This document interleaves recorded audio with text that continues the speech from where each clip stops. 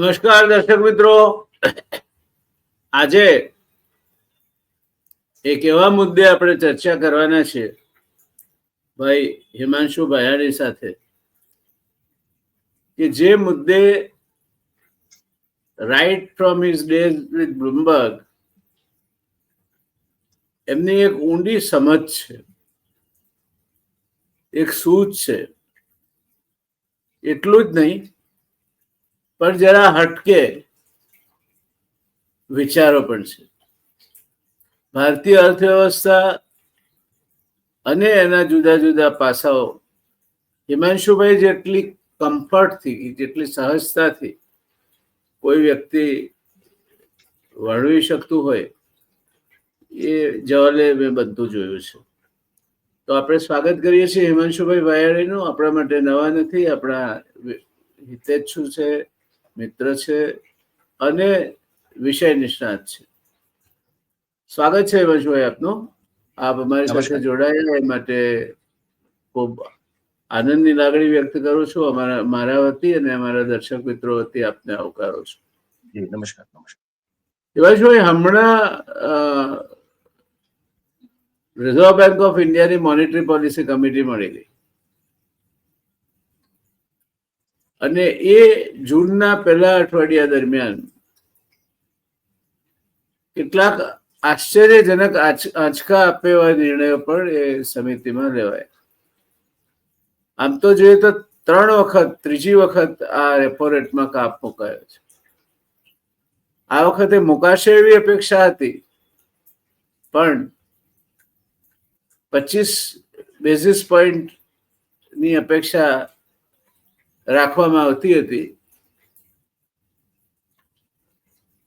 State bank of ઇન્ડિયાએ જો કે માગણી કરી હતી કે 50 બેઝિસ પોઈન્ટ રાખો, પણ મહાદંશે નિષ્ણાતોથી માંડીને બધાનું માનવું એવું હતું કે 25 બેઝિસ પોઈન્ટ વધારાનો કાપ મુકાશે. રિઝર્વ બેન્કે બધાને આશ્ચર્યજનક અને સુખદ આંચકો આપ્યો જ્યારે એને 50 બેઝિસ પોઈન્ટ ઘટાડ્યા. એટલું જ નહીં પણ કેશ રિઝર્વ રેશિયો જે CRR એમાં પણ ઘટાડો કર્યો. એમાં 100 બેઝિસ પોઈન્ટનો ઘટાડો કર્યો, 1% ઘટાડો કર્યો.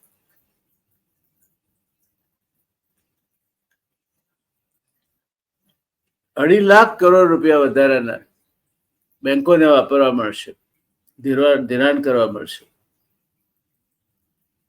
એટલી લિક્વિડિટી સિસ્ટમમાં જશે. પ્રશ્ન એ ઉભો થાય છે કે બેંકો આનો યોગ્ય તે ઉપયોગ કરી શકશે? કયા સેક્ટરને લોન આપશે, કોને આપશે? બેંકોનું અત્યારની પરિસ્થિતિ શું છે? અત્યારે અર્થવ્યવસ્થામાં મંદી છે તેવા સમયે માત્ર લિક્વિડિટી વધવાથી જ અર્થવ્યવસ્થામાં તેજી આવી જશે? માંગ કઈ રીતે વધશે? આ બધી બાબતો વિચાર માંગી લે તેવી છે. તો આ બંને મુદ્દે CRRમાં 100 બેઝિસ પોઈન્ટનો કાપ મુકાયો, રેપો રેટમાં કુલ મળીને 100 બેઝિસ પોઈન્ટનો કાપ મુકાયો. આ વર્ષ દરમિયાન 2025ના કેલેન્ડર વર્ષ દરમિયાન કુલ મળીને ત્રીજી વાર 50, બાકી 25 એમ 100 બેઝિસ પોઈન્ટનો કાપ મુકાયો. કઈ રીતે જુઓ છો આપણને? નમસ્કાર.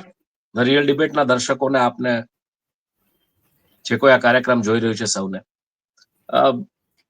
હું સાહેબ છે ને બહુ જેને કહી શકું કે બોટમ સાથે જોડાયેલો માણસ છું. એટલે આ બધું જયારે થાય છે ત્યારે મોટા ભાગના જે જર્નલિસ્ટ હોય છે, બિઝનેસ જર્નલિસ્ટ, ખાસ કરીને રિઝર્વ બેંક ઓફ ઇન્ડિયા જે કવર કરતા હોય છે, એમનો એક ઓલવેઝ એક ઓલો હોય છે કે ડોવિશ વ્યૂ ને હોકિશ વ્યૂ. એટલે ડોવિશ વ્યૂ ને હોકિશ વ્યૂ ની વચ્ચે જઈને હું જરા અટકેલો છું કે મારો ક્યાંયથી વ્યૂ ક્લિયર નથી આમાં. કારણ કે તમે 50 બેઝિસ પોઈન્ટ ઘટાડ્યું એ સમજી શકાય એવી વાત છે. 25 બેઝિસ પોઈન્ટ ની વાત આવતી હતી અને તમે 50 બેઝિસ પોઈન્ટ એટલે તમે ઓલમોસ્ટ 0.5% એમ તમે ઘટાડ્યું. હવે આ ઘટાડો શેના માટે છે? તો કે ડિમાન્ડ રિવાઇવ કરાવવા માટે છે. હવે તમે ડિમાન્ડ કેવી રીતના રિવાઇવ કરો? તો કે ભાઈ નોકરીઓ તો તમે ક્રિએટ નથી કરી શકતા, હાથમાં ડિસ્પોઝેબલ ઇન્કમ નથી આપી શકતા. ત્યાં તમે પાછું બીજું ઈ કરી દીધું કે 50 બેઝિસ પોઈન્ટ નો આમાં ઘટાડો ને 100 બેઝિસ પોઈન્ટ નો કેશ રિઝર્વ રેશિયોમાં, એટલે 2.5 લાખ કરોડ બેંકોને હેરવા ફેરવવા માટે મળી ગયા. એટલે લિક્વિડિટીમાં ક્યાંક વધારો થઈ ગયો, એવી વાત આવી ગઈ. જ્યારે નોકરીઓ નથી, આઈટી સેક્ટરમાં આર્ટિફિશિયલ ઇન્ટેલિજન્સના આવવાને કારણે, મશીન લર્નિંગના આવવાને કારણે ત્યાં પણ નોકરીઓ કપાઈ રહી છે. ત્યારે આ ઘટાડો કામ કોને આવશે? આજે મને બેંકમાંથી લોન માટેના ફોન આવે કે પર્સનલ લોન આપીએ, કે ઓલી લોન આપીએ, કે તમને ક્રેડિટ કાર્ડ આપીએ, કે આ આપીએ. લઈને કરીશું જ્યારે હું પાછું રીપે નથી કરી શકતો, કે મારી પાસે કોન્ફિડન્સ નથી કે મને કાલ સવારે પાછી નોકરી મળશે. એટલે આ આઈડિયલી તમે જો આને સ્ટડી કરો ક્યાંક, તો આ એવું છે કે ધંધો કરનારો વર્ગ, અને એમાંય કોઈ નાનો ધંધો કરનારો વર્ગ નહીં, કારણ કે નાનો ધંધો કરનારો વર્ગ એ એસએમઈ કે એમએસએમઈ વાળા કે નાના જે છે સ્ટાર્ટઅપ વાળા કે ઈ જશે, તો એને કઈ એવું બધું આમાં સહુલિયત નથી. સહુલિયત કોને છે? જેનું બોરોઈંગ બહુ મોટું છે. હવે મોટું બોરોઈંગ કરનારા લોકો છે એને આ સહુલિયત મળશે.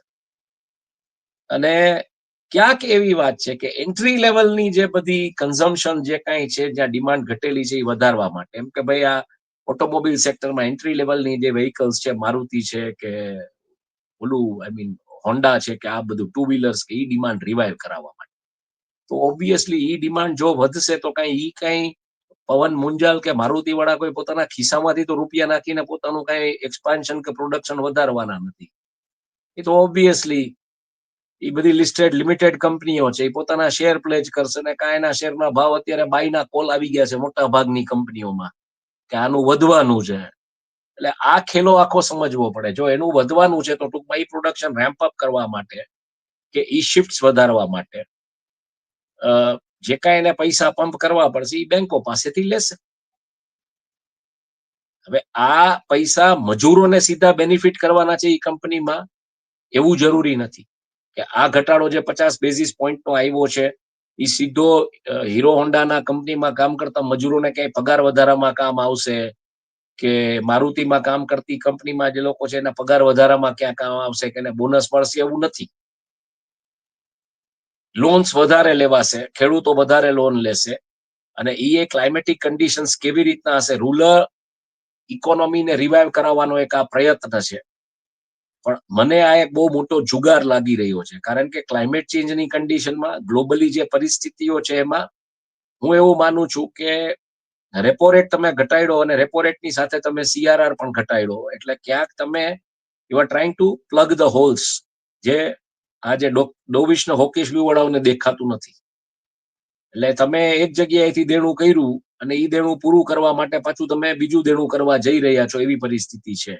અથવા બીજું દેણું થાય એટલે વધારે તમે હોલ પ્લગ કરો. કારણ કે સાહેબ તમે ખાલી આરબીઆઈ આવી રીતના આ બધું ઘટાડે એનાથી નિસ્બત નથી થતો. તમારે બીજા ફેક્ટર્સ સ્ટડી કરવા પડે. ઇન્ટરેસ્ટિંગલી આજે આપણે વાત કરીએ છીએ બુધવારે, આજે રાજકોટમાં આજે અહીંયા પત્રકાર પરિષદ હતી. 11 વર્ષ પૂર્ણ થયા સરકારના, એટલે પત્રકાર પરિષદ, હવે પત્રકાર પરિષદો ઇન્ટરેસ્ટિંગ થઈ ગઈ છે. પત્રકાર પરિષદોમાં એ લોકોને જે વાત કરવી વાત કરીને પત્રકાર પરિષદ પૂરી કરી દે, સવાલ જવાબ હોતા નથી. અને હું તો આ બધો ચેન્જ જોવા જાઉં એકચ્યુઅલી, જો અહીંયા હોઉં ગામમાં ટ્રાવેલ કરતો હોઉં મોટા ભાગે, પણ અહીંયા હોઉં તો એમ થાય કે લાવો તો કરીએ જરાક આ નવો ટાઈફોન નવું નાટક છે, એમાં જઈને જોઈએ તો કરી શું છે. એટલે પરસોત્તમ રૂપાલા કેન્દ્રીય મંત્રી અને ઉપાધ્યક્ષ ભરત બોગરા બંને હાજર હતા, અને બંને ટૂંકમાં એની રીતે પોતપોતાનું ભાષણ કર્યું. અને રૂપાલાજીએ ઓપરેશન સિંદૂર થી માંડીને જીએસટી ને એમ કે વિકાસની જો ગાથા લખવામાં આવે તો ભારતના વિકાસની ગાથા લખવામાં આવે, એમાં 2 યુગ એમ કે કહેવામાં આવશે, નરેન્દ્રભાઈ નો યુગ ને નરેન્દ્રભાઈ પૂર્વેનો યુગ ને જીએસટી ની વાતો કરી. એટલે મેં મારા સવાલો તૈયાર રાખ્યા હતા, પણ અનફોર્ચ્યુનેટલી જવાબ એટલે સવાલો પૂછવાનો સમય ના, એટલે ઈ સવાલો જે મેં તૈયાર રાખ્યા હતા એનું વર્ણન અહીંયા હવે આ ચર્ચામાં આપણે કરી લઈએ. કે માત્ર 50 બેઝિસ પોઈન્ટ ઘટાડવાથી શું કરવા એની અસર ના થાય એ સમજવું પડશે. બહુ ઇન્ટરેસ્ટિંગ છે. તમે આને બહુ સરસ રીતે કનેક્ટ કરી શકશો, કારણ કે તમે અર્થશાસ્ત્રને જે રીતના બારીકાઈથી તમે રજૂ કરો છો. એટલે હું તો દેશી લેવલે બેઝિકલી કે ભાઈ હું ઢાબાવાળાને પૂછું કે રેપો રેટ ઘટ્યો ખબર છે, ચા વાળાને પૂછું એટલે એ કે શું સાહેબ એમ, એને એનાથી નિસ્બત નથી, એને 20 રૂપિયા રોકડા હું ચા પીવું ને 20 રૂપિયા આપવું, એટલે પછી પાછું ઈ પૂછે એ કે નવરા બેઠા બેઠા ક્યાંક ડિબેટ જોયા મયુર જાની ઓફિશિયલમાં કે તમારામાં કે ક્યાંક, તો કે સાહેબ તમને ક્યાંક જોયા છે, એટલે હું કહું આવું જ આ બધી ચેનલો. હા એ વાત સાચી. પછી પૈસા કાઢીને કે ના ના પૈસા નથી, તમે કહું ભાઈ લઈ લે પૈસા તો લઈ લે, એમ કઈ થોડું ફ્રીમાં ચા પીવાની, ઓલરેડી મંદી હાલત તારે. એટલે એ પછી બધી ખુલીને વાત કરે લોકો કે કેવો માહોલ છે ને શું છે. એટલે આજે ઇન્ટરેસ્ટિંગ આ કનેક્ટ આપણે કરીએ. રેપો રેટ ઘટવાથી અને બાકીના ફેક્ટર્સ જે છે એમાં ક્યાં હજી એક બહુ મોટો ગેપ છે, કદાચ નિષ્કર્ષ આપણા ચર્ચા પૂરો થશે ત્યારે કરશું. જીએસટી નું કલેક્શન જયારે શરૂ થયું, જીએસટી 17-18 ની સાલમાં, અને આજે 8 વર્ષ થવા આવ્યા, નાણાકીય વર્ષ 24-25 ની આપણે વાત કરીએ, વર્ષ 17-18 ની સાલમાં જીએસટી નું કલેક્શન 7 લાખ કરોડની આસપાસ હતું આખા વર્ષ. જુલાઈ મહિનામાં શરૂ થયું હતું અને એવરેજ જે આવે છે એ 90,000 કરોડની એની 6-7 મહિનાની આવે છે, વધઘટ થયું હતું ત્યારે. આજે ઈ કલેક્શન 22 લાખ કરોડે પહોંચ્યું છે. 7 લાખ કરોડમાંથી 22 લાખ કરોડ, 3 ગણો વધારો. એટલે લગભગ તમે માનો કે દર વર્ષે એવરેજ તમે ગણો તો 25% વધારો એમાં થયો છે ઈ કલેક્શન. અને એની જે એવરેજ છે 90,000 કરોડની, 89,000 કરોડની, 89,000 કરોડની 17-18 ની એવરેજ કલેક્શન પર મંથ તમે ગણો તો આજે ઈ પહોંચ્યું છે 1.84 લાખ કરોડે, એટલે ઓલમોસ્ટ ડબલ કરતા વધારે. એટલે 100% ગ્રોથ એમાં એવરેજમાં. દેશનું જે નાણાકીય ડેટ છે એ લગભગ 59 લાખ કરોડ, 58 પોઈન્ટ સમથિંગ, એટલે 59 લાખ કરોડની આસપાસ હતું. આજે પહોંચ્યું છે 181.68, એટલે આપણે 182 લાખ કરોડ લઈને ચાલીએ, એટલે 3 ગણું દેણું વધ્યું છે. એટલે દેણામાં 3 ગણો ઇજાફો. નેટ ટેક્સ રેવન્યુના જે કલેક્શનની જો વાત કરીએ તો એમાં 1,11,000 કરોડ 2014માં હતું, અને આજે 11 વર્ષે 1,22,000 કરોડની આસપાસ આવીને ઉભું રહે છે. સોરી, હા 11 લાખ કરોડની આસપાસ, સોરી, 2014માં 11 લાખ કરોડની આસપાસ હતું, આજે 22 લાખ કરોડની આસપાસ છે. Double almost. તો ઈ પ્રમાણે તો વ્યાજના દર અને લિક્વિડિટીનો ફ્લો જોવા જઈએ, ઈ જે પેસ ઓફ કલેક્શન ઓફ મની છે ગવર્મેન્ટની, એના પ્રમાણે તો ગ્રોથ ક્યાંની ક્યાંય હોવી જોઈએ. એના પ્રમાણે તો બેંકના ઇન્ટરેસ્ટ રેટ છે એ કદાચ હું માનું છું કે આમાં વધારો ઘટાડો ન કરો તો કઈ નહીં, પણ નોકરીઓ હોવી જોઈએ, લિક્વિડિટી માર્કેટમાં એ રીતના હેન્ડ ટુ હેન્ડ ફ્લો થવી જોઈએ, જે નથી થઈ રહી. રિલાયન્સ ઇન્ડસ્ટ્રીઝ લિમિટેડ, જી એક મુદ્દો મારે આપને ખાસ કોમેન્ટ માટે આપવો છે, એ છે કે જીએસટી નું 52% કલેક્શન તો ગરીબો પાસેથી થાય છે. બિલકુલ. બાકી 45% કલેક્શન એ મધ્યમ વર્ગમાં છે, અને હાયર ઇન્કમ ગ્રુપ છે તો 3% જીએસટી ને કન્ટ્રીબ્યુટ કરે છે. તો આ પાછું રિક્લેમ કરે છે.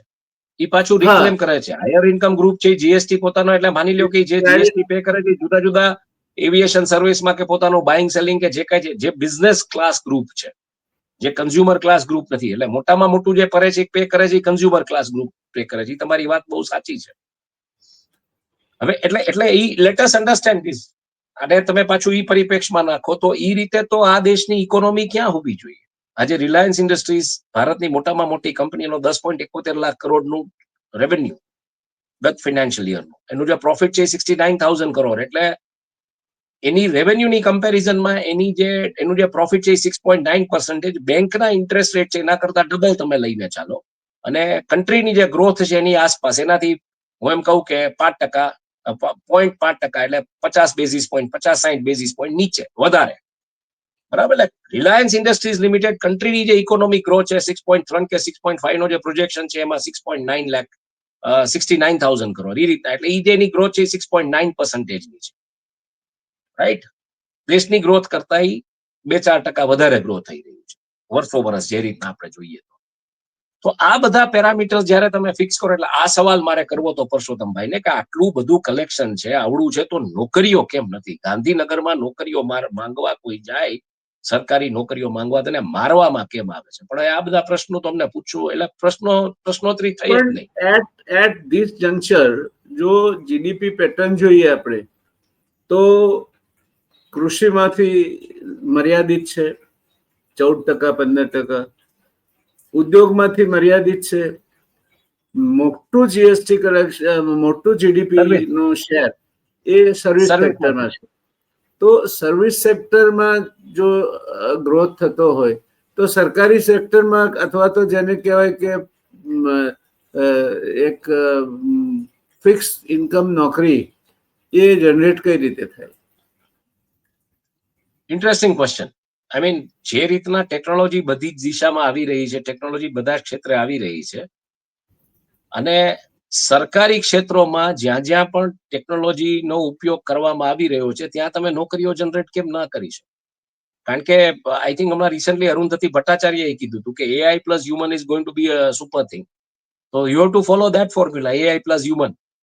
હું એમ નથી કહેતો કે સરકાર આજે સંપૂર્ણપણે AI ઉપર કામ કરી રહી છે. સરકારમાં જે રીતના પેનિટ્રેશન થવું જોઈએ એ નથી થયું. બટ સ્ક્વીઝિંગ ક્યાં થયું છે એ બહુ ઇન્ટરેસ્ટિંગ છે. હું હમણાં મીઠાપુર ને એ વિસ્તારમાં અમે લોકો હતા, મયુર ને અમે લોકો, જે ટાટા કેમિકલ્સનો જે આખો જે પોલ્યુશનનો મુદ્દો છે એ કવર કરવા અમે જઈ રહ્યા હતા, ત્યારે મેં ત્યાં જ્યાં રોકાણા હતા ત્યાં એક ગવર્મેન્ટ ગેસ્ટ હાઉસ છે. એ ગવર્મેન્ટ ગેસ્ટ હાઉસમાં રાતના કામ કરવા જે વ્યક્તિ આવતો હતો એ કોન્ટ્રાક્ટ પદ્ધતિમાં 7,500-8 હજાર રૂપિયા કમાતો, નાઇટ શિફ્ટ 10 થી 6. પછી સવારે પાછું એને 10 થી 6 ઉતરી અને 8 થી પાછું 8 વાગ્યાથી 5 વાગ્યા સુધી ત્યાં નગરપાલિકામાં, ત્યાં પણ કોન્ટ્રાક્ટ ઉપર, ત્યાં પણ એને 7,500-8 હજાર રૂપિયા.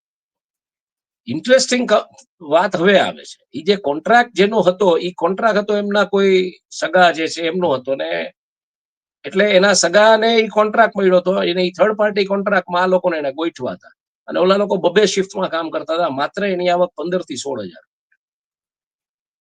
એ સિક્યોરિટીમાં પણ એવું છે. તમારા સોસાયટીમાં કે બીજે જે સિક્યોરિટી કામ કરે છે એ રાઉન્ડ ધ ક્લોક 24 કલાક કામ કરે છે. એક સોસાયટીમાંથી છૂટા થાય ને બીજી સોસાયટીમાં હાજર થાય, પછી રાત્રે ઊંઘતા જ હોય છે. એટલે એ પરિસ્થિતિમાં તમે કેવી રીતના એક્સપેક્ટ કરો છો કે કોઈ માણસને તમે લિક્વિડિટી ફ્રી પૈસા આપશો તો એ પૈસા ખર્ચશે, જ્યારે એની આવક મર્યાદિત છે, એને 2 જગ્યાએ કામ કરવું પડે છે, એના હેલ્થના ઇશ્યુઝ છે.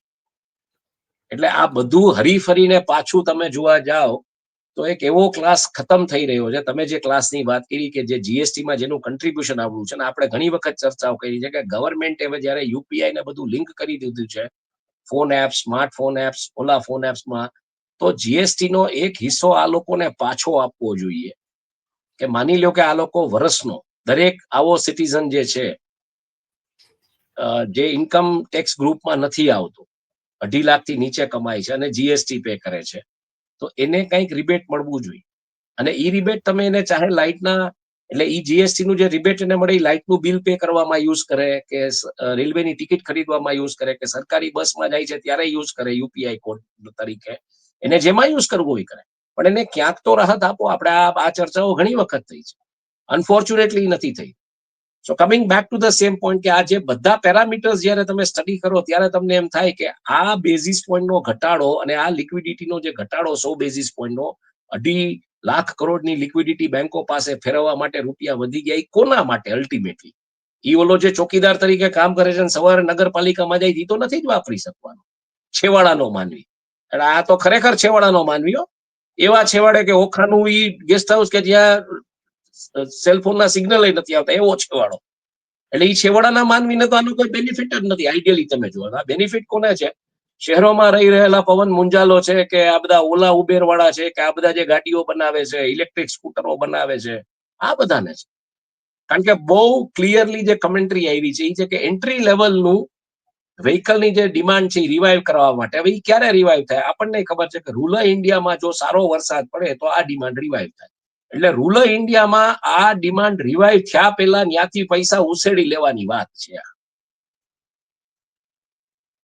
આ ન્યાથી પૈસા ઉછેડી એટલે થશે શું કે અત્યારે તમે આ ઘટાડ્યું 50 બેઝિસ પોઈન્ટ, થોડોક ટેપ સ્લો કર્યો કે થોડોક ટેપ ફાસ્ટ કર્યો ને પછી પાછું જેમ જેમ ઉપર જતું જશે એમ તમે ટેપ ટાઇટન કરતા જશો. એટલે અત્યારે બધા એમ કે છે કે એટલે એક કેલ્ક્યુલેશન આવ્યું હતું કે તમે એમ કે 50 લાખની લોન લીધી હોય તો એમાં કઈક તમે 41,000 નો હપ્તો ભરતા હતા પછી કઈક 40 નો એટલે 1,500 રૂપિયાની બચત. મુંબઈ જેવા શહેરમાં, મુંબઈ જેવા શહેરમાં 1,500 રૂપિયાની બચત એટલે શું થયું સાહેબ?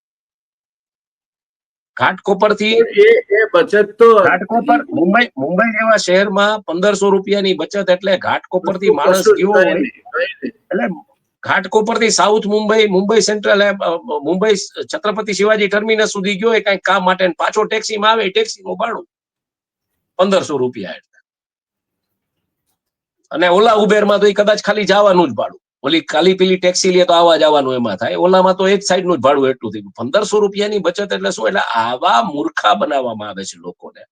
આવા એનાલિસ્ટો તમને ચેનલો ઉપર આવું સમજાવે છે, પણ હું તમને એમ કહું છું કે છેવાડાના માનવીને એ જ ખબર નથી કે રેપો રેટ શું છે, ઘટ્યું છે એનો શું ફાયદો છે.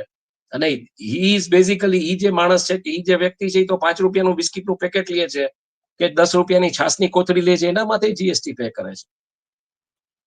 અને એમાં હું એમ માનું છું કે જે રીતની એક વચ્ચે વાત આવતી હતી કે ડિજિટલ પેમેન્ટ સિસ્ટમ ઉપર ક્યાંક હવે તમે ટ્રાન્ઝેક્શન ટેક્સ લઈ આવો છો, કારણ કે કરન્સી નોટ તો આજ તમે મને આપો કે હું તમને આપું તો એમાં કોઈ ટેક્સેશન નથી. 100 રૂપિયાની વસ્તુ મેં લીધી, 100 રૂપિયાની નોટ તમને આપી, તમે ક્યાંકથી કંઈક 100 રૂપિયાની વસ્તુ લીધી અને 100 રૂપિયાની નોટ તમે બીજાને આપી, એમાં સરકારને કઈ ટેક્સ નથી મળતો. સરકારને તો એ કરન્સી નોટ પ્રિન્ટ કરવી પડે છે. પણ જયારે ડિજિટલ ટ્રાન્ઝેક્શન આવશે ત્યારે એમાં ડિજિટલ ટ્રાન્ઝેક્શન ઉપર જો તમે ટેક્સ નાખશો એક પ્રકારનો, તો આઈ થિંક એ દિશામાં જઈ રહ્યું છે. એટલે અત્યારે કન્ઝમ્પશન વધારવાનું, ડિમાન્ડ રિવાઇવ કરાવવાની ક્યાંક કવાયત છે, પણ ઈ કવાયત તો આપણું સરકાર કહેવું એવું છે કે એનાથી કન્ઝમ્પશન વધશે નહીં, પણ 20% જે લોકો છે આ દેશમાં, એટલીસ્ટ આપણે એ તો સંમત થઈએ કે 20% લોકો 80% બેનિફિશરી છે. તો બિલકુલ એ વર્ગ જ આજે 20% એટલે આનો બેનિફિટ લેવાનો છે. ગણી અને 20% એટલે 30 કરોડ લોકો થયા. 30 કરોડ લોકોની ખરીદ શક્તિ વધે તો બજારો રિવાઈવ ના થાય? ના, હું નથી માનતો. આંકડાઓમાં ફરક પડે, આંકડામાં ફરક પડે, પણ એનાથી બજાર રિવાઈવ થઈ ગયું એવું માનવાને કોઈ સ્થાન નથી. એટલે એના જ એવું છે કે તમે એમ કહો કે વંદે ભારત છે એ પેક જાય છે. વંદે ભારતનું ભાડું અહીંથી દ્વારકાનું વિથ ફૂડ છે એ 865 રૂપિયા છે, વિધાઉટ ફૂડ 670 રૂપિયા છે. પણ સામી જે થર્ડ ક્લાસ કમ્પાર્ટમેન્ટની જે ટિકિટ છે એ લગભગ 80 રૂપિયાની આસપાસ છે, જે વંદે ભારતમાં નથી પણ લોકલ ટ્રેન્સમાં છે. અને ડાઉન ટુ ધ લાઈન કદાચ હું સૌરાષ્ટ્ર મેલમાં જાઉં છું તો મારી એન્ટ્રી લેવલની ટિકિટ 105 રૂપિયાની છે થર્ડ ક્લાસ કમ્પાર્ટમેન્ટની, પણ ઈ ખાલી પડ્યો છે. એટલે ડાઉન ટુ ધ લાઈન તમે એવું નક્કી કરશો ને ઈ ગેજ સિસ્ટમમાં કે મારે થર્ડ ક્લાસના કમ્પાર્ટમેન્ટ જ કાઢી નાખ.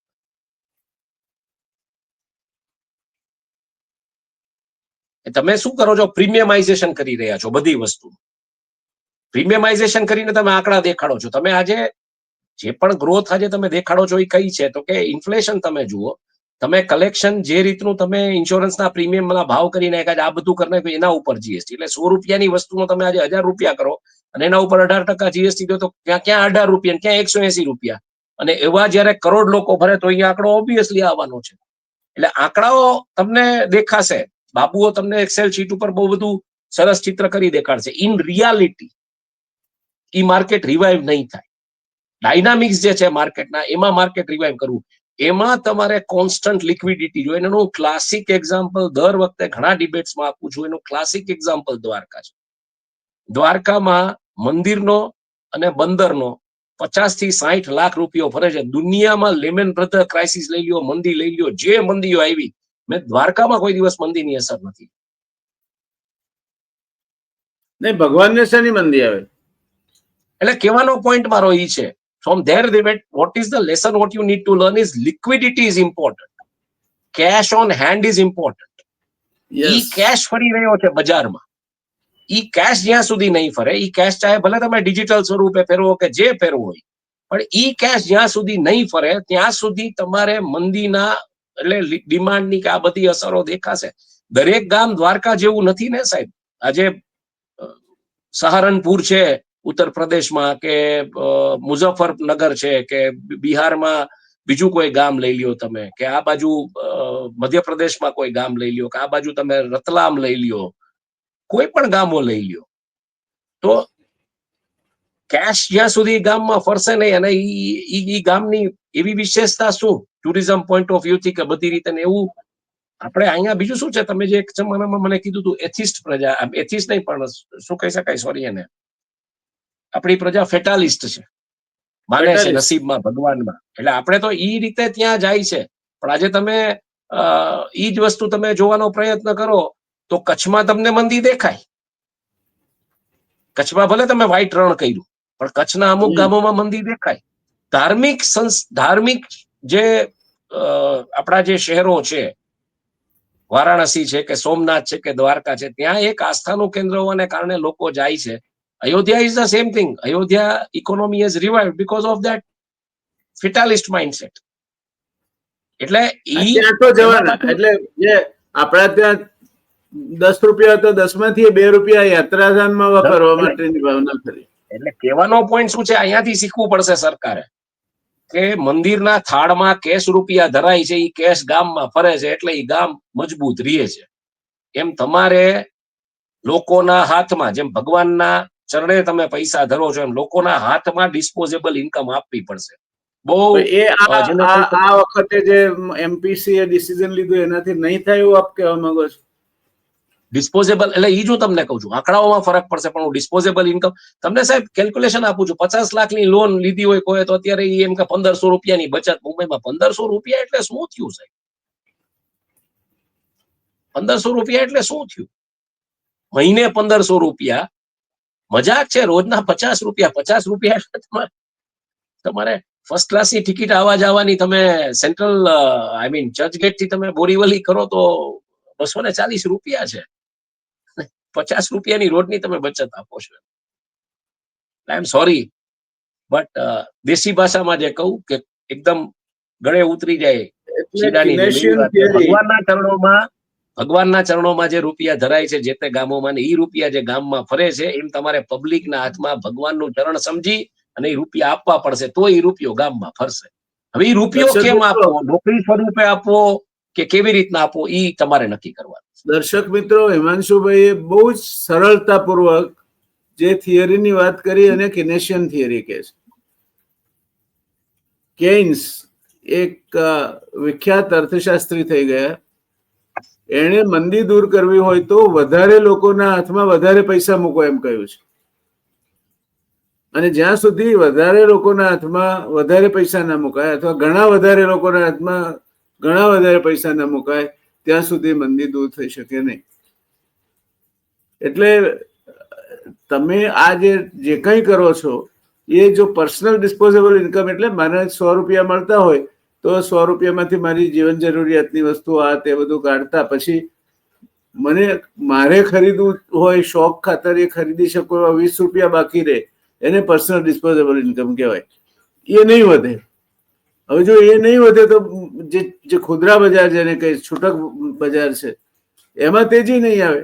અને એમાં તેજી નહીં આવે તો જે હેતુ છે, જે હેતુ બઢાવી ચડાવીને રિઝર્વ બેંક અને સરકાર બતાવવા માંગે છે, હેતુ સિદ્ધ નહીં થાય. બિલકુલ મૂળ વાત આ છે મનસુભાઈ જે કહ્યું તે. એક્ઝેક્ટલી. અને આ જયારે તમે પૈસા મૂકો છો ને, ત્યારે તમારી આજુબાજુની આખી ઇકોસિસ્ટમ બહુ વાઇબ્રન્ટ થઈ જાય છે. મની માર્કેટ કયો, જે કાંઈ કયો. કારણ કે હું તો એઝ આઈ સેડ, હું દ્વારકા હોવો છું, અઠવાડિયામાં 1-2 વખત મારું ઘર છે, ત્યાં હું રહું છું, જોઉં છું. રિયલ એસ્ટેટના તમે ભાવ છે ને સાહેબ, સાઉથ મુંબઈનું જે કોસ્ટલીએસ્ટ રિયલ એસ્ટેટ કહેવાય ને ઇન્ડિયાનું, એના કરતા ક્યાંય વધારે. 180 સ્ક્વેર ફૂટની દુકાન 6 કરોડની અંદર માંગવામાં આવી છે. એટલે સ્ક્વેર ફૂટનો ભાવ 3 લાખની આસપાસ છે.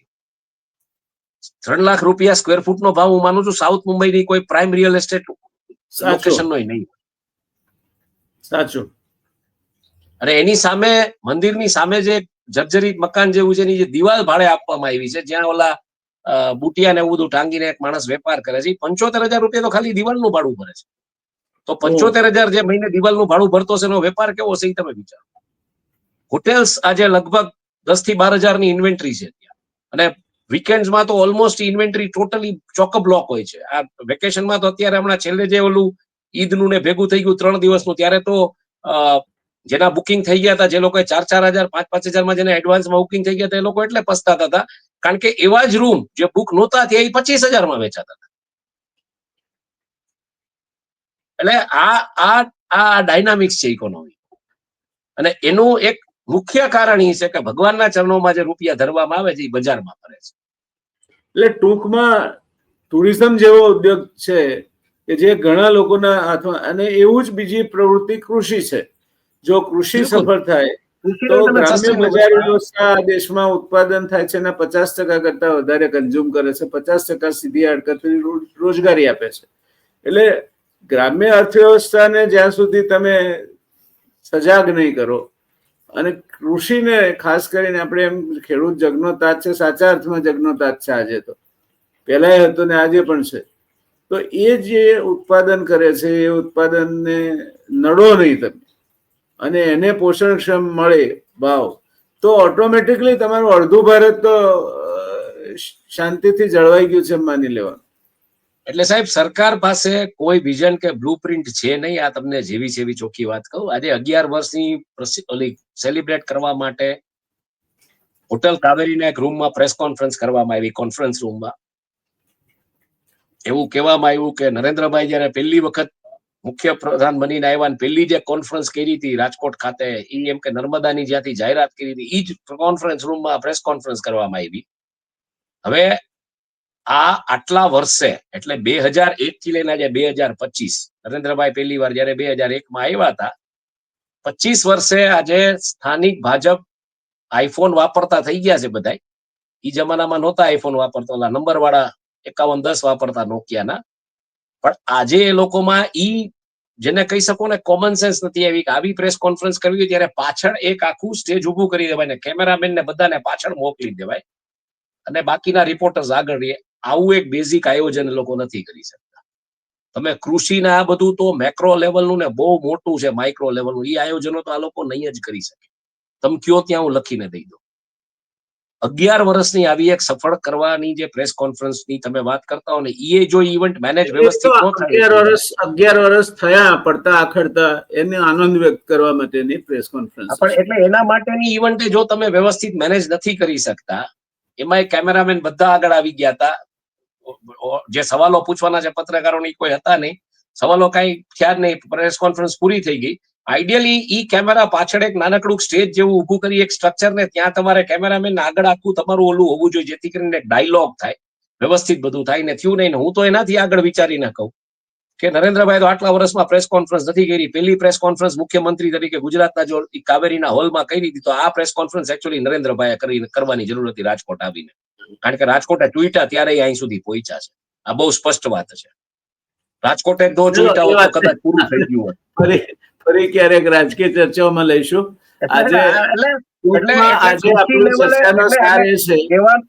કહેવાનું તાત્પર્ય કૃષિ લેવલે બહુ મોટું કઈ લોકો કરી શકે એ મને દેખાતું નથી. આજની ચર્ચાનો તાત્પર્ય એ છે આપણું કે ફોકસ, રિઝર્વ બેન્કે એનો હેતુ સારો છે પણ ફોકસ નથી. એટલે સરવાળે એ 50 બેઝિસ પોઈન્ટ ઘટાડે, 100 બેઝિસ પોઈન્ટ CRR ઘટાડે, એનાથી જમીન લેવલ પર જ્યાં આપ વિચરો છો તે લેવલ પર બહુ કઈ જાજો ફરક પડે તેવી કોઈ શક્યતા એનાથી રોજગારી વધે, એનાથી બજાર તેજીમાં આવે, આવું કઈ થવાની શક્યતા દેખાતી નથી. એટલે